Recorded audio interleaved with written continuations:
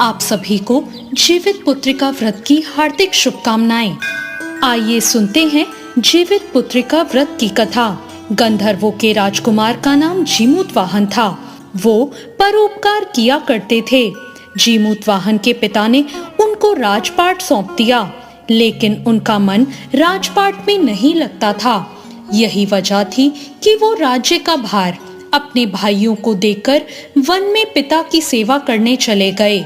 One में जीमूतवाहन को मल्यवती राजकन्या मिली। दोनों को एक दूसरे से प्रेम हो गया। एक दिन जब वन में भ्रमण करते हुए जीमूतवाहन काफी आगे चले गए, तब उन्हें एक वृद्धा विलाप करते हुए दिखी। उन्होंने पूछा कि आप क्यों रो रही हैं? उस वृद्धा ने रोते हुए कहा, मैं नागवंश की स्त्री हूँ। मुझे एक ही पुत्र है। पक्षीराज गरुड़ के कोप से मुक्ति दिलाने के लिए नागों ने ये व्यवस्था की है कि गरुड़ को रोजाना भक्षण के लिए एक युवा नाग सौंपा जाए। आज मेरे पुत्र शंखचूड़ की बलि का दिन है। आज मेरे पुत्र के जीवन पर संकट है और थोड़ी देर बाद ही मैं पुत्र विहीन हो जाऊंगी। एक माँ के लिए इससे बड़ा दुख क्या होगा कि जीते जी उसका पुत्र ना रहे। जीमूतवाहन को ये सुनकर बहुत दुख हुआ। उन्होंने उस वृद्धा को आश्वस्त करते हुए कहा, डरो मत, मैं तुम्हारे पुत्र के प्राणों की रक्षा करूंगा। आज उसके स्थान पर मैं स्वयं अपने प्राण त्याग दूंगा और लाल कपड़े में ढककर वध्यशिला पर लेट जाऊंगा, ताकि गरुड़ मुझे मारकर खा जाए और तुम्हारा पुत्र बच जाए। इतना कहकर जीमूतवाहन ने शंखचूड़ के हाथ से लाल कपड़ा ले लिया और वे उसे लपेटकर गरुड़ को बलि देने के लिए चुनी गई वध्यशिला पर लेट गए। नियत समय पर गरुड़ आए और लाल कपड़े में ढके जीमूतवाहन को पंजे में दबोचकर पहाड़ के शिखर पर जा बैठे। गरुड़ ने अपनी कठोर चोंच से जीमूतवाहन पर प्रहार किया। जीमूतवाहन के शरीर से मांस का बड़ा हिस्सा भी नोच लिया, जिसकी पीड़ा से जीमूतवाहन की आंखों से आंसू बहने लगे और वो दर्द से कराहने लगे। अपने पंजे में जकड़े प्राणी की आंख से निकले आंसू और मुंह की कराह सुनकर गरुड़ बड़े आश्चर्य में पड़ गए, क्योंकि ऐसा पहले कभी नहीं हुआ था। उन्होंने जीमूतवाहन से उनका परिचय पूछा। जीमूतवाहन ने सारा किस्सा कह सुनाया कि कैसे एक स्त्री के पुत्र की रक्षा के लिए वो अपने प्राण देने आए हैं। उन्होंने कहा, आप मुझे खाकर अपनी भूख शांत करें।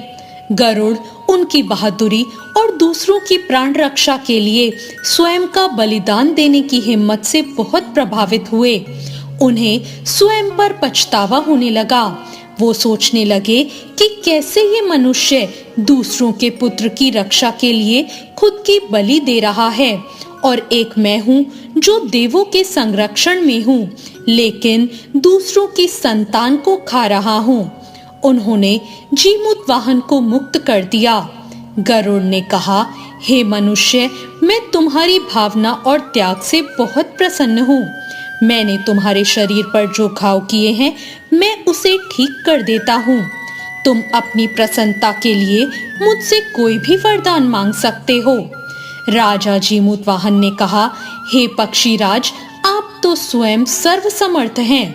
अगर आप प्रसन्न और वरदान देना चाहते हैं, तो आप सर्पों को अपना आहार बनाना छोड़ दें। आपने अब तक जितने प्राण लिए हैं, उन्हें जीवन दान दें। गरुड़ ने सबको जीवन दान दिया और नागों की बलि न लेने का वरदान भी दिया। इस प्रकार जीमूतवाहन के साहस से नाग जाति की रक्षा हुई। गरुड़ ने कहा कि तुम्हारी जैसी इच्छा वैसा ही होगा। हे राजा, जो स्त्री तुम्हारे इस बलिदान की कथा सुनेगी और विधि पूर्वक व्रत का पालन करेगी, उसकी संतान मृत्यु के मुख से भी निकल आएगी। तब से ही पुत्र की रक्षा के लिए हर साल भाद्रपद मास की अष्टमी पर जीमूतवाहन की पूजा शुरू हो गई। ये कथा कैलाश पर्वत पर भगवान शंकर ने माता पार्वती को सुनाई थी। जीवित पुत्रिका के दिन भगवान श्री गणेश, माता पार्वती और शिव जी की पूजा एवं ध्यान के बाद ये कथा सुनाई जाती है। तो ये थी आज की कथा। आपको ये कथा कैसी लगी कमेंट करके जरूर बताएं। अगर ये कथा अच्छी लगी हो तो वीडियो को लाइक जरूर करें और अब तक आपने मेरे चैनल को सब्सक्राइब नहीं किया हो तो सब्सक्राइब करना ना भूलें। धन्यवाद।